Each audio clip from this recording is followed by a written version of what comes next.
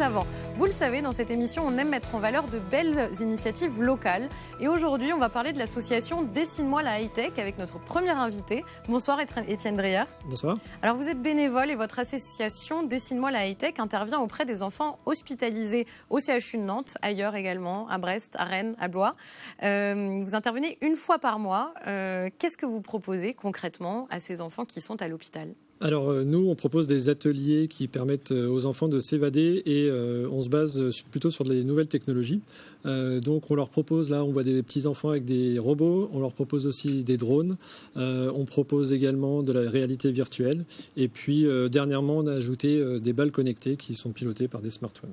Voilà. Donc c'est-à-dire qu'ils peuvent les piloter à distance, c'est ça ? Un peu comme dans Harry Potter, le Quidditch, voilà. Donc c'est le dernier atelier en date qui marche plutôt bien. Ça s'adresse à qui, ces ateliers ? À des enfants qui sont là pour une longue période à l'hôpital, à des enfants qui peuvent aussi être là juste pour une journée, 2 journées ? Donc effectivement, l'asso, elle intervient dans les hôpitaux, principalement en hémato-oncologie pédiatrique.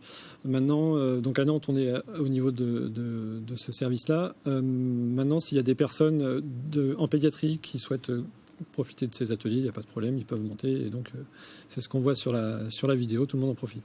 Ça s'adresse aux enfants de quel âge à quel âge ? Alors, pour les premiers ateliers, ça va être les robots, c'est des tout petits, hein, c'est vraiment dès qu'ils savent marcher, ils vont jouer sur des choses assez simples. Alors souvent, on se retrouve plutôt à construire des cas-plats que de faire vraiment alors, expliquer les robots. Ensuite, on va jusqu'aux adolescents, en fait. Hein. Ça touche toutes les personnes qui sont en pédiatrie, en fait. De quel constat vous êtes parti pour lancer cette activité auprès d'eux ? Alors, les journées sont longues.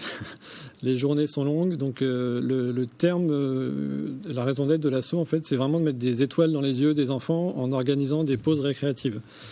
Donc ça veut dire qu'on essaie de les extraire de leur milieu qui peut être un peu compliqué.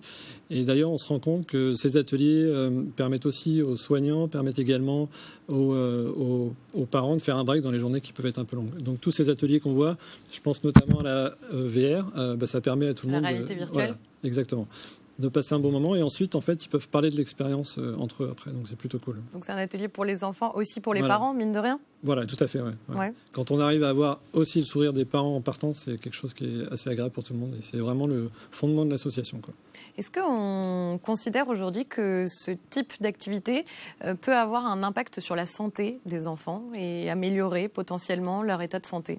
Oui, alors tout à fait, ça leur permet le simple fait de pouvoir s'évader améliore tout ce qui est récupération, tout ce qui est bien-être. Donc nous, on est parti de ce constat-là et on a eu la bonne surprise dernièrement de passer asso d'intérêt général. Donc voilà, notre statut est acté, on fait du bien à tout le monde, aux enfants, en pédiatrie. Et c'est plutôt une belle réussite puisque l'asso, elle a que quelques mois, elle a 8 mois. Et on a développé un concept à Rennes qu'on a testé sur Nantes. Hein. Mon copain m'a appelé en me disant « il faut que tu testes un concept sur Nantes ». Et donc maintenant, alors de mémoire, on doit avoir vu 450 enfants, on a fait 30 interventions, on a 4 sites, on va ouvrir Paris. Et du coup, on est un peu débordé par les demandes, donc c'est une très bonne nouvelle. Est-ce que ça pourrait aussi servir, je ne sais pas, à divertir les enfants pendant les soins, par exemple, pour leur faire penser à autre chose ? Alors, il y a effectivement des tests qui sont faits, donc soit en post-opération pour la récupération, mais aussi pour les calmer, les préparer avant les opérations ou avant les traitements, oui, tout à fait. Donc ça, c'est quelque chose qui pourrait être envisagé à terme. Absolument. Alors vous disiez, donc, prochain objectif, ça serait d'ouvrir où ? Un petit peu partout en France ? Oui, on a Paris bientôt ? Ouais, voilà, Paris qui est en cours, on a une vingtaine de sites en vue. Et pour faire ça, donc, on va continuer d'industrialiser la manière dont on fonctionne pour être certain que lorsqu'on va déporter le concept dans notre ville, ça marchera bien. Mais globalement, vous cherchez des bénévoles ? Bénévoles, on cherche des fonds, donc des entreprises.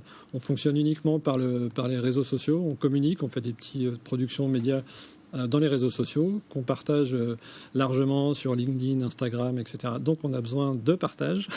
Très bien. Et puis ensuite les fonds des entreprises. Les fonds des entreprises. Et le message est passé. Donc l'association s'appelle Dessine-moi la high-tech pour ceux qui voudraient évidemment vous soutenir. Merci d'avoir été avec nous ce soir. Alors place maintenant.